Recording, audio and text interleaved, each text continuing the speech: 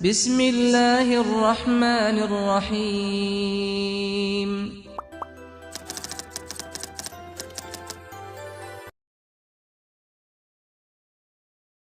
اعوذ باللہ من الشیطان الرجیم، بسم اللہ الرحمن الرحیم۔ میں محمد یاسر شاذلی تمام دیکھنے والوں کو السلام علیکم۔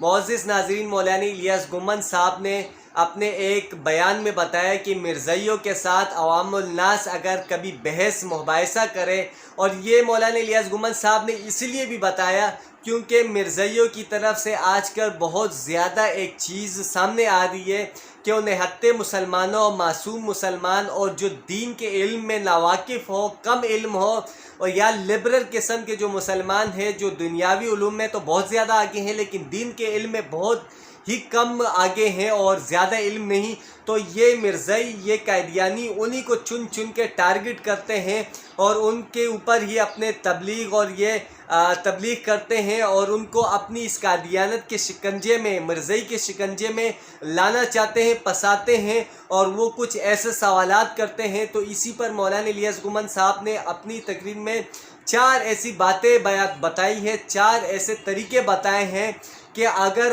یہ 4 سوالات، یہ 4 باتیں کوئی بھی مرزائی سے پوچھ لے تو ان کے پاس آگے کبھی بھی جواب نہیں ہوگا، وہ کبھی بھی مرزا غلام مرزا کو نبی نہیں کہہ سکیں گے۔ ان 4 باتوں کو اگر کوئی اپنے پاس یاد رکھ لے، کوئی لکھ لے، اور کبھی بھی مرزائیوں کے سامنے اگر یہ 4 باتیں دہرائیں گے تو وہ الٹے قدموں بھاگ جائیں گے۔ تو مولانا الیاس گمن صاحب کیا فرماتے ہیں، اس ویڈیو کو ملاحظہ فرماتے ہیں۔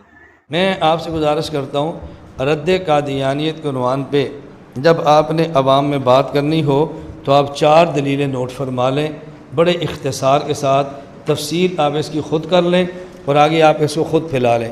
4 دلائل۔ نمبر 1، جب آپ نے بات سمجھانی ہو تو عوام کو یہ بات سمجھائیں کہ مرزائیوں سے پوچھیں کہ تمہارے نبی کا نام کیا ہے، وہ کہیں گے ہمارے نبی کا نام ہے غلام احمد۔ پھر آپ ان سے پوچھیں کہ جتنے گزشتہ انبیاء علیہ السلام گزرے ہیں، ہم نے جتنے نام قرآن کریم میں پڑھے ہیں ان میں سے کسی نبی کا نام مرکب نہیں بلکہ ہر نبی کا نام مفرد ہے۔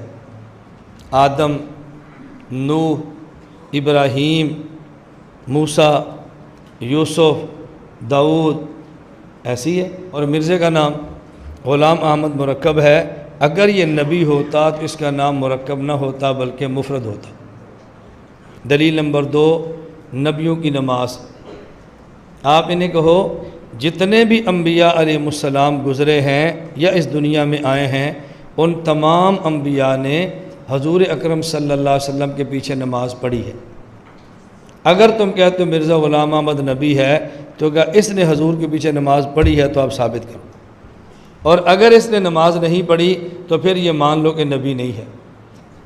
تیسری دلیل قرآن کریم میں ہے، وَمَا أَرْسَلْنَا مِن رَّسُولٍ إِلَّا بِلِسَانِ قَوْمِهِ۔ اللہ جب بھی کسی نبی کو نبوت دیتے ہیں، کسی رسول کو رسالت دیتے ہیں، اس پر جو وحی آتی ہے اس وحی کی زبان وہ ہوتی ہے جو اس نبی کی قوم کی زبان ہو۔ تو اگر یہ نبی ہوتا تو اس پر وحی اس کی زبان قوم کی زبان میں آتی نا۔ مرزا کہتا ہے نہیں، مجھ پر جو وحی آئی ہے میرا خیال کم از کم 9 زبان میں وحی اس نے لکھی ہے، کبھی سنسکرت میں، کبھی ہندی میں، کبھی اردو میں، کبھی عربی میں، کبھی فارسی میں، کبھی کسی زبان میں، اور کبھی ایسی زبان میں جس خود نبی بھی نہیں سمجھ رہا۔ چوتھا سوال کرو، اگر مرزا نبی ہے تو اس نبی کا کلمہ اسلام کیا ہے؟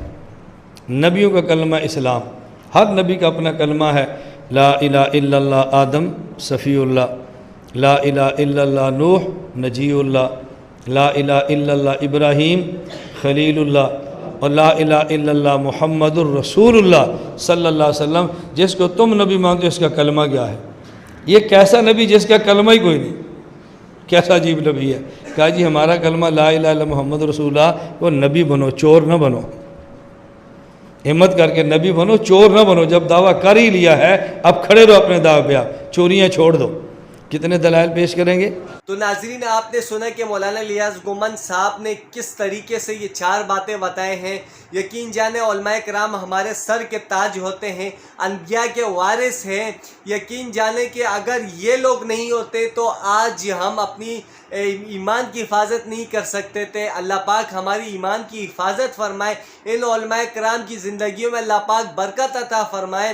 بہت ہی اچھی باتیں کی ہیں، ہمیں چاہیے کہ ان باتوں کو ہم اپنے پاس لکھ کر رکھیں، اگر یاد نہ کر سکیں تو جب بھی ایسا کوئی موقع ملے تو یہ 4 باتیں ہمیں ضرور کہنی چاہیے ان کے سامنے۔ تو آج کے لیے اتنا ہی، اپنا بہت بہت خیال رکھیے گا، بالخصوص مجھے اپنے دعاؤں میں یاد رکھیے گا۔ اللہ حافظ، السلام علیکم ورحمۃ اللہ وبرکاتہ۔